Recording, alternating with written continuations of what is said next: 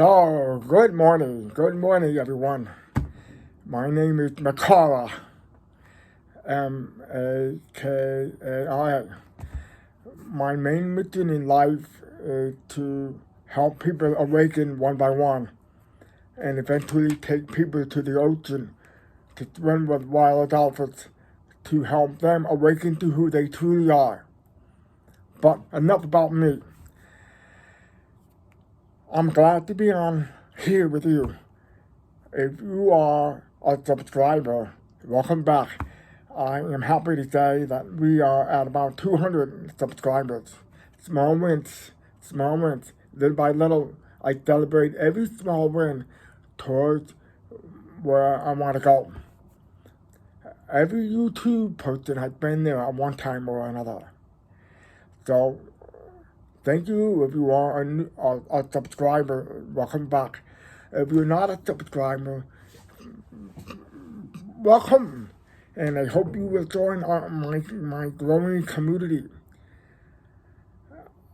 Don't forget to like this video, not because I need your approval, but because it helps me get my message out to people.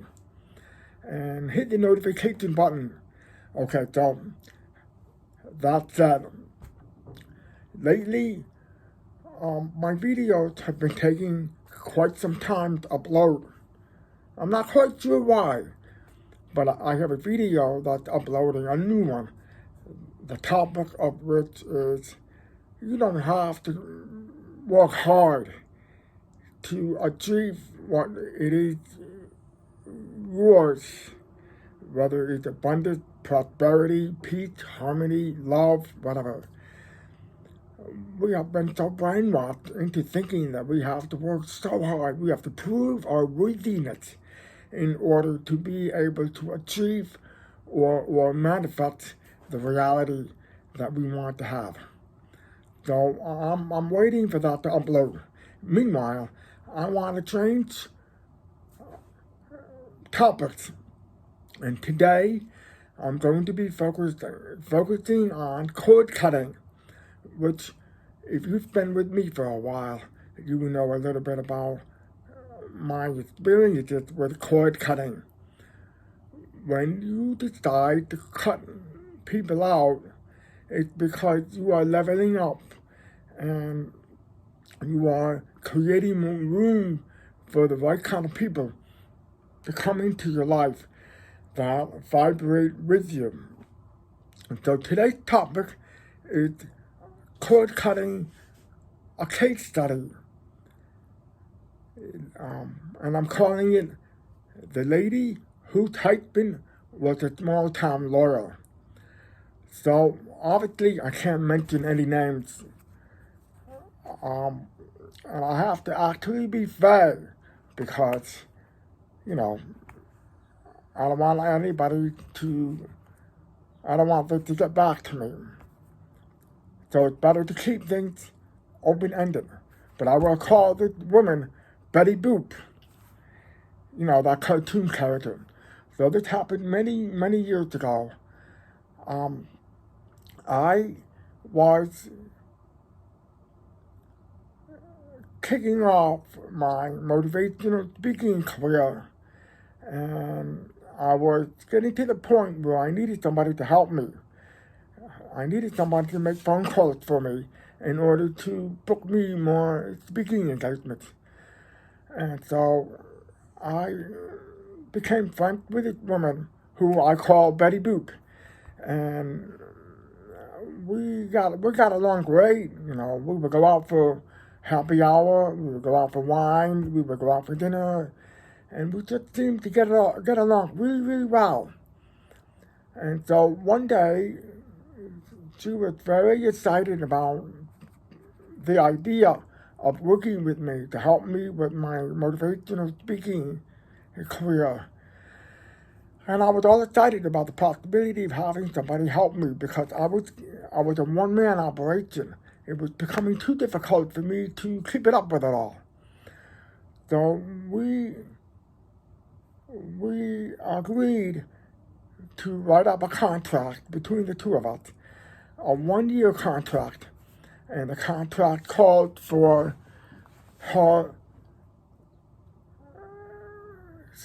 making calls on my behalf in order for me to get speaking engagements, upon which she would get a commission.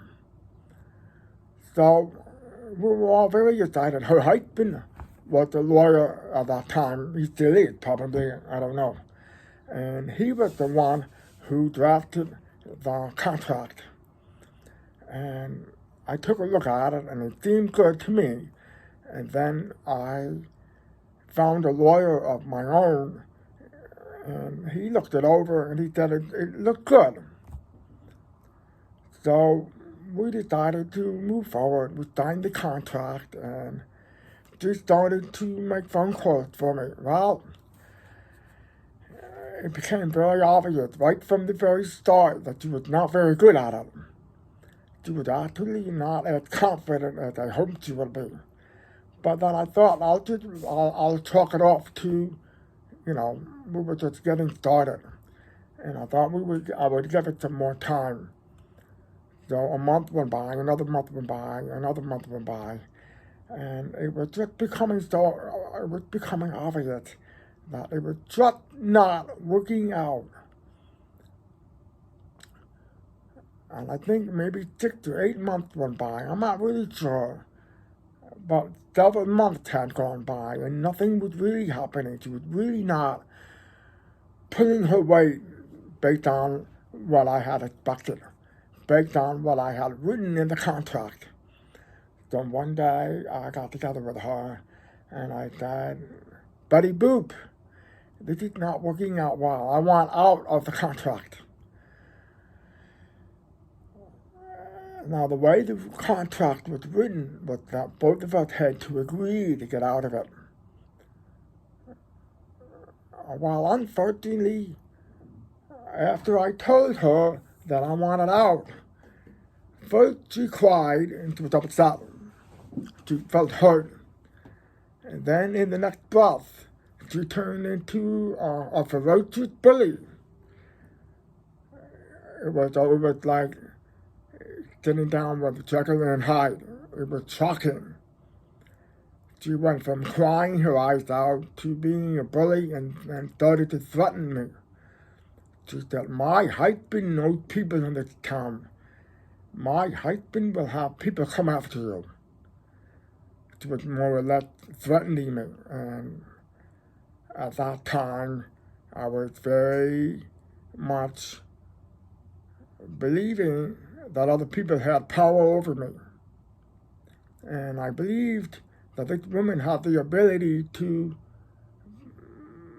basically destroy my life because her husband was this all-powerful small-town lawyer who knew people. So that meeting ended on a very bad note, and I did not sleep well for several nights. I got so scared that I had to rely on God for His support. And for several weeks, I went out to the woods to meditate and pray and just be in nature.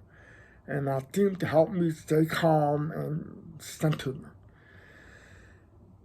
A lot of times, when we have a crisis, we turn to God. Actually, what I learned was that we should turn to God no matter what. Whether things are going well or not, turn to God always. And I do that now. But back then, I was so scared that my life was going to be ruined by this woman and her husband, who was a lawyer. Now, at that time, I was not making very much money, and I couldn't really, I was not in a financial position to hire a lawyer. But I had to find one, because I needed somebody to go to bat for me. So, some people referred me to this guy who agreed to work with me through email, which would make it cheaper. Instead of me going to his office and getting charged by the hour, he would just charge me by the time he spent writing emails and creating legal documents. So he attempted to write several letters to this woman telling her that we were done and that our contract was null and void because I felt that we were no longer working together the way I had thought we should. And she kept ignoring our request to cancel the contract. So in the meantime, I had some speaking engagements that did come through, and because I'm a man of integrity, I continued to honor the contract, and I paid her a commission for some of those speaking engagements that came through. And so months and months went by, and no matter what my lawyer wrote to them, they did not budge. So I had no choice but to wait. Meanwhile, I was going to the woods almost every day, praying, meditating, and seeking comfort, seeking God's comfort and protection. And I had to work on forgiving her, because in my mind she was this big bully who didn't want to let me go, even though she knew damn well that it was time to go on our separate ways. So months and months went by, and finally 1 year had come upon us, and my lawyer wrote a final termination letter and said that we were done and they had no choice but to comply. So the contract was canceled, ended, terminated, and this is a year after my first conversation with this woman. I had done a lot of inner work to move on and to forgive her for her transgressions. I had to see it from a higher perspective and to see that she was meant to be in my life. She was meant to be the bully. She was meant to play the role of a bully so that I could learn to stand up on my feet and continue to believe in myself and believe in the power of God and the power of the universe to support me and back me. So now keep in mind that we were living in a very small town, and it was easy to run into people that you knew over and over again. But the funny thing was, during that whole time, we never saw each other. And she lived right down the block from where I lived, and we never ran into each other. For 1 year, imagine that, until maybe, maybe 3 or 4 months after the contract was terminated. I was out for a walk, and boom, I ran into her on the sidewalk. She was coming down from her apartment, and I ran into her, and to my utter surprise, I had no animosity whatsoever. I actually greeted her as if she were a long-lost friend. And we talked, and I'm not going to believe, for several minutes. We talked about how things were going and so on. And then she gave me the surprise of a lifetime, and she said to me, well, my family is moving to another state because her son had a disability. And they were looking for a special education program for him. And they couldn't find anything in the town where we were living. And she said, we're moving next month. And I said to her, oh, wow, well, good luck. And then I said, can I give you a hug? And I gave her a hug. And then we went separate ways. And that was the end of that.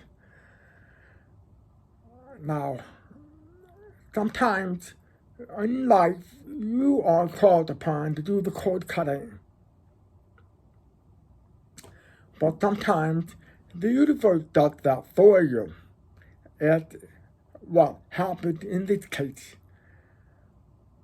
When you finally learn your lesson, whatever your lesson was, the universe said to you, good job.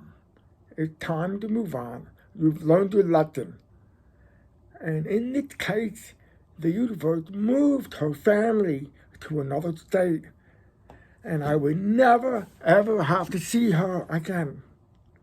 Now think about this. Just put yourself in a 40-foot view looking down on your life. And you could see the play that's playing out. You are playing a role. And this woman, so I was playing a role. At that time, I was playing the role of a victim because I thought I had no power. And she was playing the role of a big bully, big bad bully with a powerful husband who was a lawyer that knew everybody in town that could turn against me. Trust me, I was scared shitless. But looking back, I'm incredibly grateful that this happened because it helped me learn how to come into my own power eventually. I know that we agreed prior to incarnating on the planet that she would play the role and that I would play the role I played. And then when it was all over, we would kick and make up, and it goes up and right. Think about things that have happened in your life where you've had similar experiences. Take yourself out of your mind, go into your heart, and think about all the interactions that you've had with people. And think about what you've learned. Think about what they've taught you. Whether they were bullies or whether they mistreated you, disrespected you, whatever.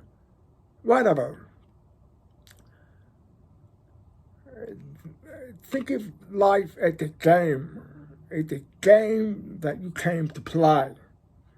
And once you can accept that, then you start to see things from a bigger perspective. And you start to see what's really happening. So comment below.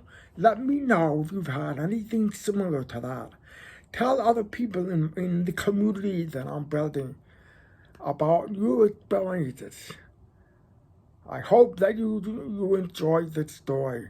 I tell stories because they are more relatable. Other YouTubers give you ABC to happiness. I don't believe in, it's fine, everybody does it differently. But my method of communicating messages is by telling stories of my own life experiences. No, I am not the story. That's not my reality. My reality is what I create. But it's more relatable when I put it in the format of a story so you can see and relate possibly what I've been through. So with that in mind, I want to say thank you so much for spending time with me. I hope you got something out of it. If you did, please like it, share it with your family and friends.